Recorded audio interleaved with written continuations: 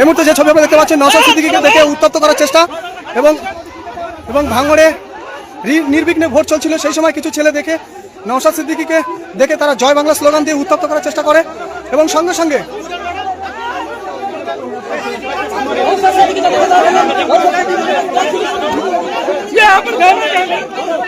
তৃণমূল কংগ্রেসের কর্মী সমর্থকরা তারা কিন্তু ইতিমধ্যে 100 মিটারের মধ্যে এসে কর্মী সমর্থকদের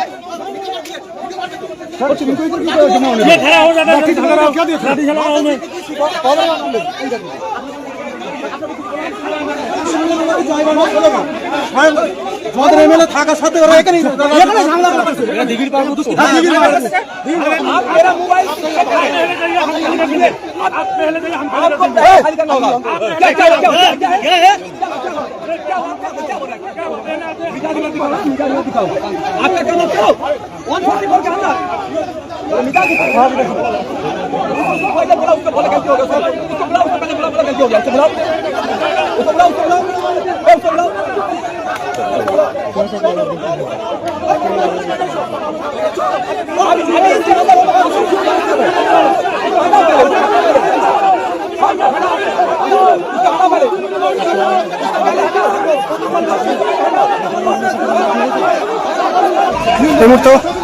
এই মুহূর্তে পুলিশ কিন্তু কড়া হাতে পদক্ষেপ নিচ্ছে এবং 100 মিটারের মধ্যে পুলিশ কিন্তু লাঠি হাতে কলকাতা পুলিশ তারা কিন্তু তৃণমূলের কর্মী সমর্থকদের তারা কিন্তু আস্তে আস্তে এগিয়ে যাচ্ছে।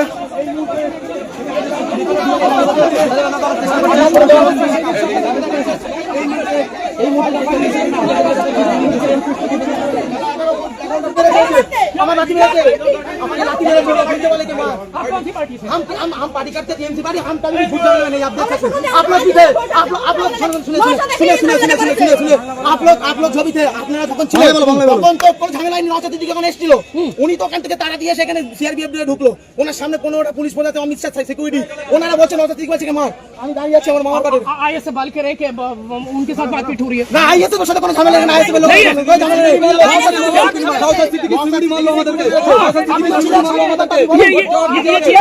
मीडिया लेकर है और में नाराज শান্তি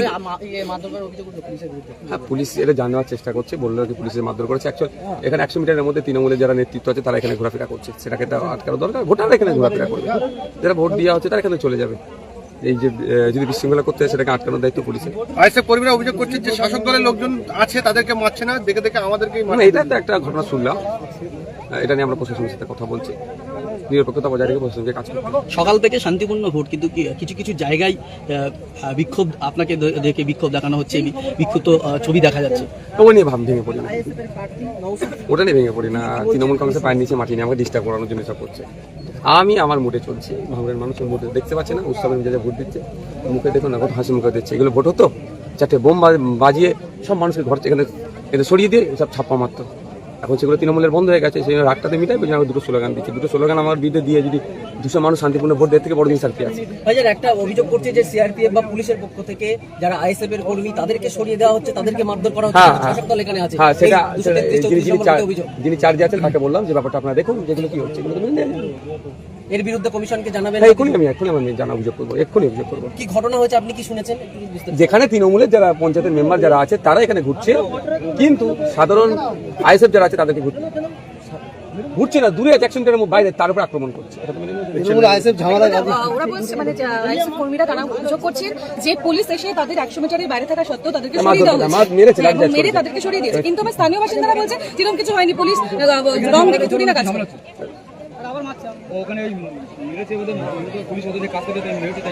ব্যাপারটা হচ্ছে প্রশাসনের কাজ হচ্ছে নিরপেক্ষতা বজায় রেখে কাজ করা, 100 মিটারের মধ্যে কোনো গন্ডগোল হতে না দেওয়া। যদি প্রশাসন ব্যর্থ হয় তার জন্য আমি কমিশনকে আমরা এখনই কমপ্লেন করবো।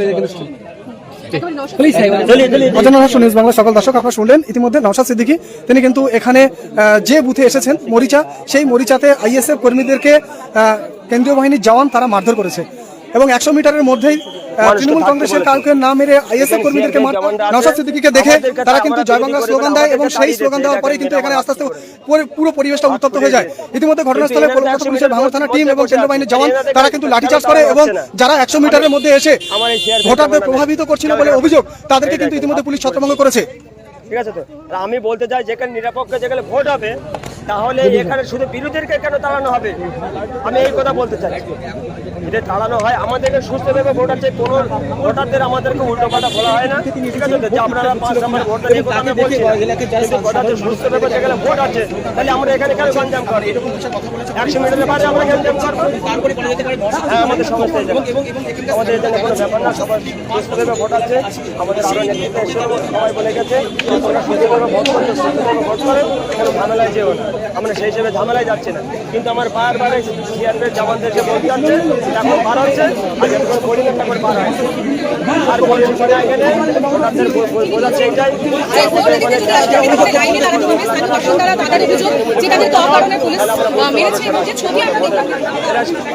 শাসক দল করছে, আমি বিরোধী দল করে আইএসএফ পার্টি আমার দল বেশ কিছু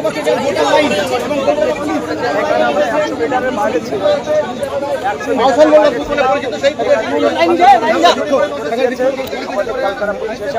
মিটারের বাইরে এসে দাঁড়িয়ে দেখেন, কিন্তু ওনারা এখানে আমার একটাই প্রশ্ন, একটাই সওয়াল, সেটা হচ্ছে এটাই, আমরা যদি বিরোধী হয়ে 100 মিটারের বাইরে থাকতে হয় তাহলে শাসক দলের লোক এখানে থাকতে পারবে।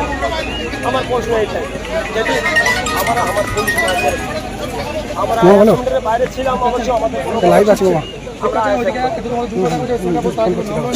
অবশ্যই অবশ্যই এখানে একটাই আছে, আমাদের এক্ষুনি তাড়া করেছে, এক্ষুনি আমাদের সে ওই পর্যন্ত তাড়া করেনি, এখান থেকে সরাই না। আমি এইটা অভিযোগ করতে চাই, একই কাজ করছে, আমি বারবার বলছি না, এখানে বলা হচ্ছে, এখানে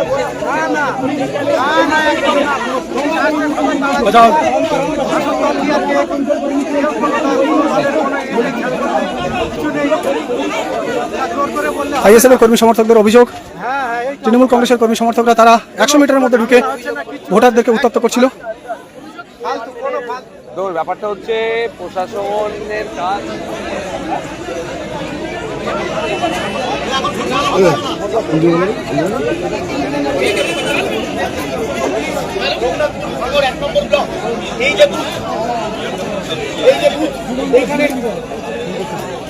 এইখানে প্রচুর লোক দাঁড়িয়েছিল।